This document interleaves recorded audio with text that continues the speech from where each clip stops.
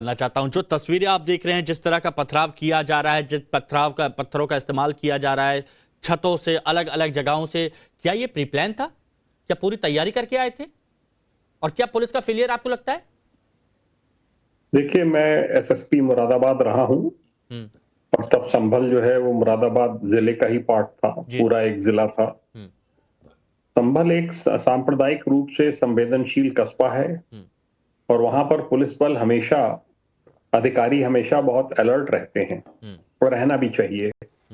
ये विवाद जो चल रहा है, कोर्ट कमिश्नर का, कोर्ट ने जो वहां का सर्वे करने का ऑर्डर किया है, ये कोई, इसमें पुलिस का कोई दखलंदाजी नहीं होती है, जिला प्रशासन की, डीएम की, एसपी की, कि होने देना है कि नहीं होने देना है और कराएं कि ना कराएं। कोर्ट के ऑर्डर से ये हो रहा है। लोगों को इस बात को समझना चाहिए और कोऑपरेट करना चाहिए। आज की तारीख में दुर्भाग्यपूर्ण स्थिति ये है कि जो हमारे बुजुर्ग हैं तो समाज के, वो अपने घरों के अंदर बैठ जाते हैं और लड़के जो हैं वो सड़कों पे काबिज हो जाते हैं। ठीक है। और पथराव करते रहते हैं। बाद में बुजुर्ग निकल आते हैं, कह रहे साहब ये तो बच्चे हैं, पता नहीं कहां से आ गए, क्या हो गया। ये पॉलिसी ठीक नहीं है।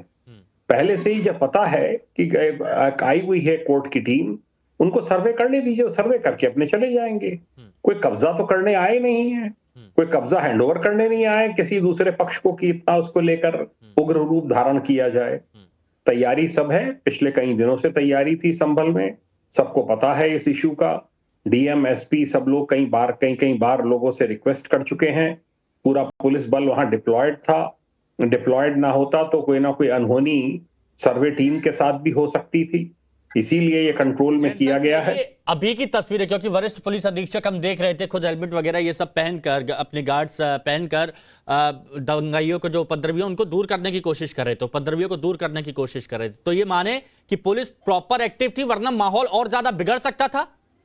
देखिए, बॉडी प्रोटेक्टर, केन शील्ड, हेलमेट, टीयर गैस, सबसे लैस था पुलिस बल।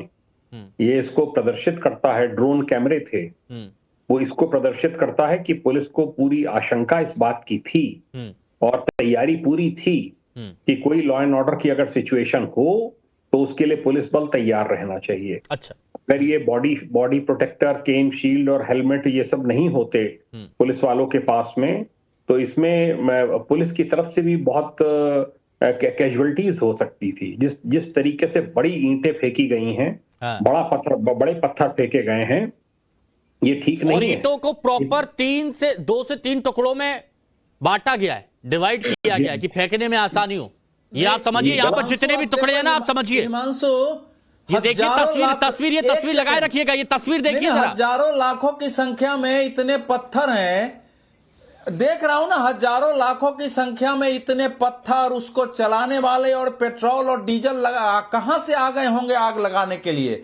पुलिस तो पूरी तैयार है, पुलिस ने किसी पर इस प्रकार का बल प्रयोग नहीं किया है। अच्छा, एक बात और सुनिए, एक बात और सुनिए, ये और मैं आपको बता दूं, पुलिस पर फायरिंग भी हुई है। जब हमले हो रहे हैं तो पुलिस पर फायरिंग भी हुई है, जो वहां पर जो जवान तैनात, उन पर फायरिंग भी की गई है। खबर आई है, अब पता है पुलिस, तो अब ये बताओ ना कि कितनी बड़ी तैयारी है इसके पीछे, कौन लोग हैं, और हम केवल पुलिस प्रशासन को दोष लगा दें। पुलिस प्रशासन क्या कर सकती है इसमें, सवाल तो ये है। अब अजहरी साहब एक बात बताइए। 50 लोगों पर पाबंद लगाया था, जिसमें वहां के सांसद के पिताजी भी हैं। हाँ। सांसद के पिताजी जो हैं उन पर भी पाबंदी लगा दी थी, क्योंकि वो भी भड़का रहे थे लोगों को। ठीक है। और 50 लोगों को घर में नजरबंद किया था कि ये लोग निकले नहीं। अजहरी साहब एक बात बताइए, जब अलग अलग मंच से बार बार लाउड स्पीकर पर जोर शोर से ये कहा जाता है कि हमारी मस्जिदें हमसे छीन ली जाएंगी, हमारे मदरसे हमसे छीन लिए जाएंगे, साजिशें की जा रही हैं, षड्यंत्र किए जा रहे हैं, मुसलमानों पर दबाव बनाया जा रहा है, आप क्या कर रहे हो, आप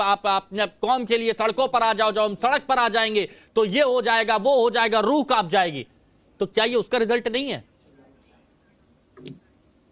इसमें गलत क्या है बताएं हमें आप? मदरसे और मस्जिदें छीनी नहीं जा रही हैं क्या? ये क्या तो युवाओं को भड़काना नहीं है इस तरह की बयानबाजी? बिल्कुल नहीं है भड़काना युवाओं को। अच्छा, तो भड़काने की क्या बात है इसमें? आप इसको ऑन कर रहे हैं।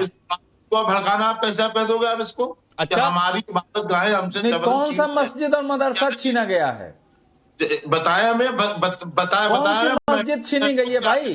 देखिए, एक तो पढ़ाई, सुनिए आज एक सच्चाई, अजहरी साहब एक सच्चाई से आपको अवगत कराता हूँ। नहीं सुनो, अजहरी साहब एक सच्चाई से अवगत कराता हूँ, बस ये सुन लीजिए। बैठ करके सीधा मुसलमानों को आप कोच रहे थे बैठे हुए शुरू में। अरे मैं आपको बयान भी सुनवा दूंगा, एक बयान आपको सुनवा देंगे। अरे आपको बयान सुनवा देंगे। तौकीर रजा से लेकर किस किस के बयान सुनने हैं आपको? गिरिराज सिंह याद नहीं आते आपको? अब एक पॉइंट सुनिए, एक पॉइंट सुनिए आपको, नवनीत राणा याद नहीं आता आपको? अच्छा, मुसलमानों की कोई बात अगर कर रहा है तो भाईजान है वो भड़का रहा है, वो मतलब गलत है। नहीं भाई सुनो, मुझे एक बात बताइए, डिबेट नहीं बदलना चाहिए। किसने माना था? अजहरी साहब सुनिए, मैं ये फैक्ट, कितने अच्छा सुन लीजिए, मैं ये फैक्ट्स के हिसाब से बोल रहा हूँ, मेरी बात सुनिए, मैं ये फैक्ट के हिसाब से बोल रहा हूं। और अगर आप पढ़े लिखे हैं, आप भी पढ़े लिखे हैं, आपको ये बात समझ में आएगी, सुनिए, अरे सुन तो लीजिए कि जब तौकीर रजा और कई ऐसे मौलाना आते हैं कि आपकी मस्जिदें छीन ली जाएंगी, आपके मंदिर छीन लिए, आपके मदरसे छीन लिए जाएंगे, आपके कब्रिस्तान छीन लिए जाएंगे, क्या कर रहे हो मुसलमानों, युवाओं, सड़क पर इतनी भीड़ लगनी चाहिए कि हर जगह जाम हो जाए, ये हो जाए, वो हो जाए। तो ज्यादातर जो युवा, जो पढ़े लिखे नहीं है, जो शिक्षित नहीं है, वो यही हरकत करते हैं। जी आप एक वरिष्ठ पत्रकार हैं देश के, आपको जो भी बात करनी चाहिए वो सोच समझ कर करनी चाहिए। कर रहा हूं मैं फैक्ट्स के हिसाब से कर रहा हूं। देखिए युवा जो नहीं पढ़ते, अच्छा एक मिनट, अंबर जैदी जी, आप भी एक मुस्लिम है, पढ़े लिखे हैं, लेकिन जो युवा पढ़े लिखे नहीं है, जो शिक्षित नहीं है, और वो तौकीर रजा जैसे मौलाना या फिर किसी और की ऐसी बातें सुनेंगे, तो क्या असर उन पर जाएगा? बस मैं ये पूछ रहा हूं आपसे। देखिए हिमांशु, बहुत अफसोस की बात है कि पत्रकारों को तो जिम्मेदार और हर एक नियम कानून के दायरे में रहना चाहिए और फॉलो भी करना चाहिए, लेकिन जो सो कॉल्ड नेता है, जो कौम के दीनी रहबर बनते हैं, वो हर दिन हर मंच से जनता को भड़काने की हर मुमकिन साजिश करते, कोशिश करते, खुलने में चौड़े में करते हैं। दायरा तय नहीं होना चाहिए, इनको थोड़ा कंट्रोल में कर दीजिए, थोड़ा दायरे में डाल दीजिए। दायरे हर इंसान के होते हैं जो देश में रहता है। बेलगाम होकर जनता को भड़काने की कोशिश ना करें, क्योंकि सड़कों पे मरने वाले आपके ओवैसी के बच्चे नहीं है, सड़कों पे मरता आम मुसलमान है, गरीब मुसलमान है। मैं खुद अमरोहा से आती हूँ, मुझे पता है, मैं वहीं की हूँ। तो आप मुझे ज्ञान देने की कोशिश ना करें। टोपी लगाकर टीवी में एसी रूम में बैठकर ज्ञान देना बहुत आसान होता है। गरीब मुसलमानों को भड़काना छोड़ दीजिए। ओवैसी साहब अपने बच्चों को तो विदेश में पढ़ाने के लिए भेजते हैं और मंच से चिल्लाते कि सड़कों पे उतर आओ, सड़कों पे उनके बच्चे उतरवाते हैं। क्या इस भीड़ के आगे सबसे पहले रहबरी करने के लिए ओवैसी अपने बेटे को क्यों नहीं देखते? अपने बेटे को क्यों नहीं देखते? अपने बेटों को, बच्चों को पढ़ाएंगे, लग्जूरियस लाइफ देंगे और आम मुसलमान को भड़काकर सड़कों पे उतारकर दंगाई बनाएंगे। ये आपकी राजनीति है। आप मुसलमान नौजवान को इस्तेमाल करते हैं अपने फायदे के लिए। जब से वक्फ बोर्ड का मसला शुरू हुआ है, तब से आप अजहरी साहब देखिए, हम अजहरी साहब जब मैं ये डिबेट करता हूँ, अजहरी साहब सुनिए ना, अजहरी साहब जब मैं डिबेट करता हूँ, मैंने पहले भी आपसे बोला है, मैं बहुत शांति से, संयम से सबकी बात सुनता हूँ, आप भी सुनिए।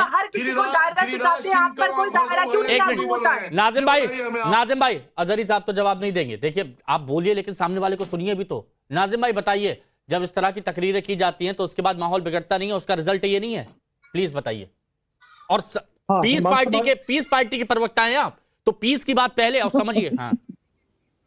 हाँ देखिए हिमांशु भाई, आप बड़े ही सम्मानित पत्रकार हैं, मैं दिल से रेस्पेक्ट करता हूँ आपकी। देखिए आपकी जो डिबेटें होती है बड़ी सार्थक होती है, देश के अंदर बड़ा अच्छा मैसेज जाता है। लेकिन जिस तरीके से आपने मौलाना तौकीर रजा साहब के बारे में कहा, तो देखिए मैं ये कहता हूँ कि चाहे मौलाना तौकीर रजा साहब हो, चाहे नवनीत राणे हो, जो भी अगर देश के अंदर इस तरीके के हेड स्पीच फैलाते, जो देश के युवाओं को बरगलाने की कोशिश करते, तो उसके लिए केंद्र सरकार को उनके ऊपर सख्त कार्रवाई करनी चाहिए। और देखिए बड़ा खूबसूरत है सर,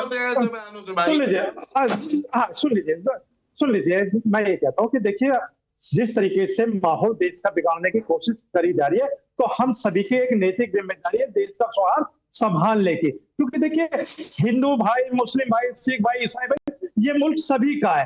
तो ऐसे मौलाना गलत होते हैं कि नहीं होते हैं? नाजिम जी, ऐसे मौलाना गलत होते हैं कि नहीं होते हैं? हाँ हिमांशु भाई देखिए मेरे नजर में ऐसे नेता गिरिराज सिंह गलत होते हैं या नहीं, बताइए आप। सुनिए ना, रुकिए। हाँ मैं ये कहता हूँ, नाम बदल नाजिम जी से पूछ रहा हूँ मैं, हम बताइए। गिरिराज सिंह, हाँ हिमांशु भाई, अरे तो जैसा फतवा आप लोग जारी करते हैं बीजेपी के सपोर्ट करने वालों को, ऐसे तौकीर रजा को फतवा जारी कर दिया करो ना आप लोग। तौकीर रजा जैसे लोगों को फतवा जारी किया करो। जालिम को जालिम कहने के आपको कहने की हिम्मत नहीं है आप सिर्फ। अरे पॉइंट देखिए, मैं मुद्दे की बात पे आ रहा हूँ। ये सुबह जब शांति से सर्वे पूरा करना है, वहां पर पत्थर लेकर पहले से खड़े हैं, वहां पर तमंचे लेकर बंदूकें लेकर खड़े हैं, तो यह तैयारी पहले की नहीं थी नाजिम भाई? गिरिराज सिंह हो या कोई, किसने किसने हिंसा करवाई है, किसने आग लगवाई? हिमांशु भाई देखिए, आ रहा हूँ अवधेश जी। हाँ हिमांशु भाई देखिए, जिस तरीके से संभल के अंदर ये एक माहौल बनाया गया है, बड़ा ही चिंताजनक माहौल है। हमारे युवाओं को ये क्या मैसेज जाएगा कि किस तरीके का माहौल आज संभल में हम लोगों को देखने के लिए मिला। और देखिए मैं बार बार यही आपके चैनल के माध्यम से पीस पार्टी भी अपील करती है कि वहां पर शांति बनाए रखिए। संभल आपका अपना है, शासन और प्रशासन का सहयोग करें। पीस पार्टी बार बार इसी मांग करती है। और देखिए हिमांशु भाई, अब मैं आ जाता हूँ जिस बात ये जो कर रहे हैं ये सब अपराधी हैं। हाँ देखिए सुन लीजिए हिमांशु भाई, अगर कोई भी देश के खिलवाड़ करता है, कोई भी दंगे करता है, चाहे वो किसी भी समुदाय से ताल्लुकात रखता है, उसके खिलाफ सख्त से सख्त एक्शन होना चाहिए, क्योंकि देखिए मुल्क सभी का। हिमांशु भाई देखिए, मुझे जो आपत्ति हुई थी, मैं अपनी आपत्ति आपको बताता हूँ। अवधेश जी ने एकदम मुसलमानों को ये कह दिया था कि अगर मुसलमान ये सारे इकट्ठे होकर देश के अंदर दंगा करा देंगे, मुझे इनके शब्दों पे वो आपत्ति हुई थी। तो देखिए मुसलमान डॉक्टर एपीजे अब्दुल कलाम साहब के मानने वाले, फिर अब्दुल हमीद साहब के सिद्धांतों पर चलने वाले। अजहरी साहब आप भी बोल लीजिए, एक मिनट जल्दी बोल लीजिए। अजहरी साहब बोलिए। देखिए जैसे अभी जैन साहब कह रहे थे कि पूरी तैयारी थी, वो डीजीपी रहे हैं, बड़ी शख्सियत है और बड़ा अच्छा बोलते भी हैं। मैं सिर्फ इतना पूछना चाह रहा हूँ, जब पूरी तैयारी थी, वहां ड्रोन कैमरे थे, वहां प्रशासन को मालूम था, फिर ये सब कैसे हुआ? अच्छा, ये बात सामने लाई जाए, इसकी निष्पक्ष जांच हो, सब सामने आ जाएगा साहब। एक मिनट, ठीक है। अब आपका सवाल हो गया, अब जैन सर से मैं पूछ लेता हूँ। जैन सर ये पूछ रहे हैं कैसे हुआ? मैं एक बात कहना चाहता हूँ। सुनो मेरे को, ये जो जिस प्रकार की अप्रत्याशित ये घटना है, ये किसी ने उम्मीद नहीं करी थी कि 1000 करीब पत्थरबाज वहां पे पत्थर लेके इकट्ठे होंगे। तस्वीरें देखिए सर, ये एक ये तस्वीर देखिए अजहरी साहब, ये तस्वीर देखिए। ये थोड़ा जो इससे पहले जो तस्वीर दिखाई, ये देखिए चेहरा छुपाकर, ये देखिए चेहरा छुपाकर। एक मिनट, घरों के अंदर नहीं, घरों के अंदर ड्रोन कैमरे घुस जाएंगे क्या? घरों के अंदर घुसेंगे ड्रोन कैमरे? अरे कहिए ना, सरकार का फेलियर है। अरे डिफेंड कर रहे हैं आप, शर्म कीजिए, अभी तक डिफेंड कर रहे हैं, एक minute. Jain sir please down करिए इनको, पॉइंट की बात नहीं करें, डाउन करिए इनको। जैन सर मेरे को एक बात बताइए प्लीज, जैन सर प्लीज एक बात बताइए। मैं केवल इतना कहना चाहूंगा कि मैं प्रशासन को बधाई देना चाहूंगा कि उन्होंने ये जो दंगा एक यहाँ पे भड़काने की पूरी साजिश थी, उसको टाइमली उसको कंट्रोल कर लिया। उसमें से कई जो दंगाई हैं गिरफ्तार हो गए हैं और डीजी